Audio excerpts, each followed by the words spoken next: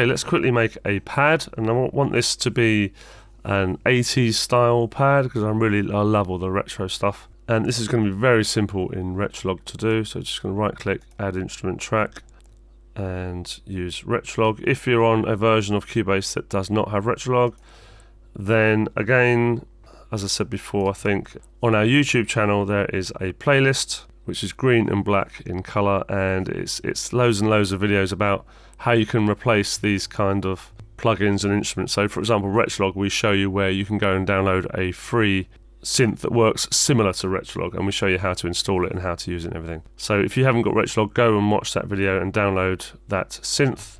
And the same thing goes for stereo, delay, and all sorts of things that you don't get in the real basic versions. We show you alternatives.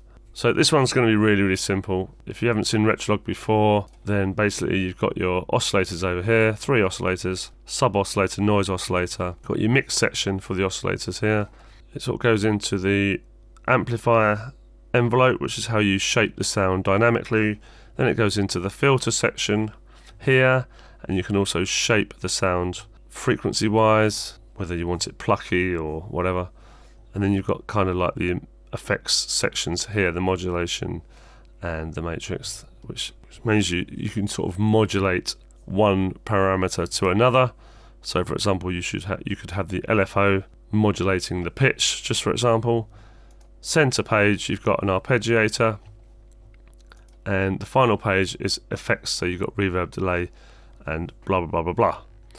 And I do have a course on this. I did it myself. It's quite, I think it's 8 or 9 lessons long, and it goes through all of this in lots and lots of detail. So if you want to know more about subtractive synthesis and how to use Retrolog, then check that out.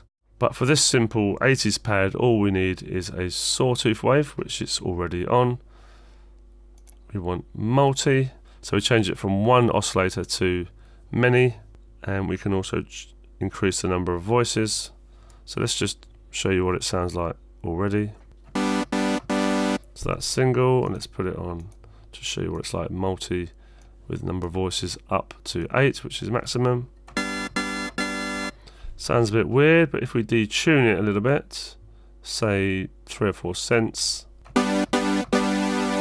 you start getting a much thicker sound, and it detunes all of those voices sort of up and down by 4 cents. And one other trick for you is this phase, so you can have it on fixed phase, so all of the oscillators start at 0 degrees, or you can change it or whatever, or you can actually have it on random, which is quite good because then you get a slightly different sound each time you play. So I quite like that, and I'm just going to put a tiny bit of reverb on this, maybe 20% or something like that. And that sounds very 80s to me. It might be too loud, don't know yet. Let's just copy down the chords. We don't need to program in the chords again. Copy down the piano chords and have a listen.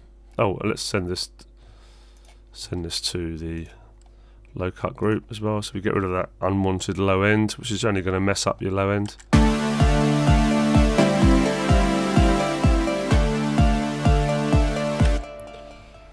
Okay, it's quite overpowering. Let's call this 80s pad, shift and enter. Yeah, I think this is a bit overpowering because the synth is holding on to the note too long. And it's just overpowering everything else. So we can fix that by going into the amplifier envelope and shaping the dynamics of the sound.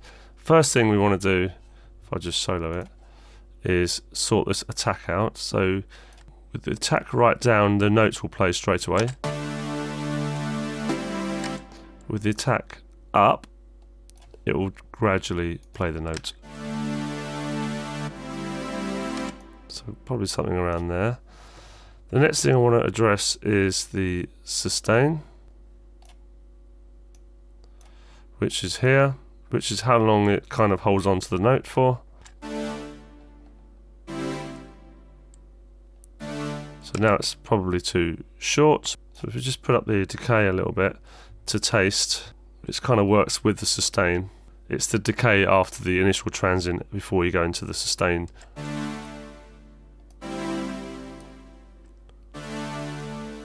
So basically this sustain is affecting the sound quite a bit, and it's just a matter of mixing to taste.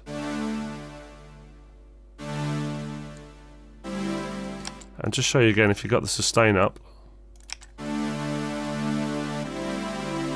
what the difference is. So we want that sustain down for sure. Let's mix this back in so we can get these timings right.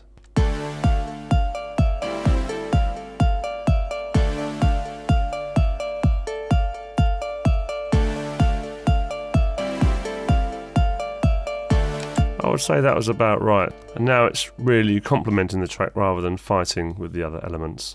The release is just how long it holds on to the note after the note has stopped playing or you've taken your finger off the key. So I think that they're all working quite well. These three elements here are working quite well together. I don't see a reason at the moment to EQ them.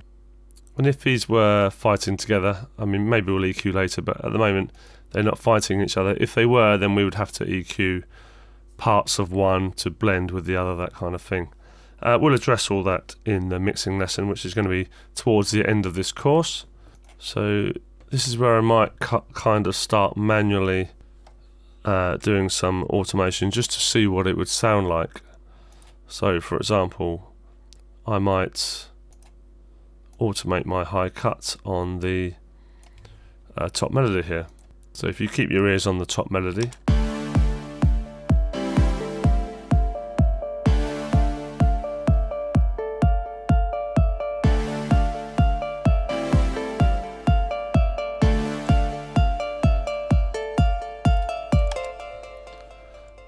so you know, I do that manually so I know what it might sound like in the track once I've got it all programmed in and the arrangement is there and I'm using automation.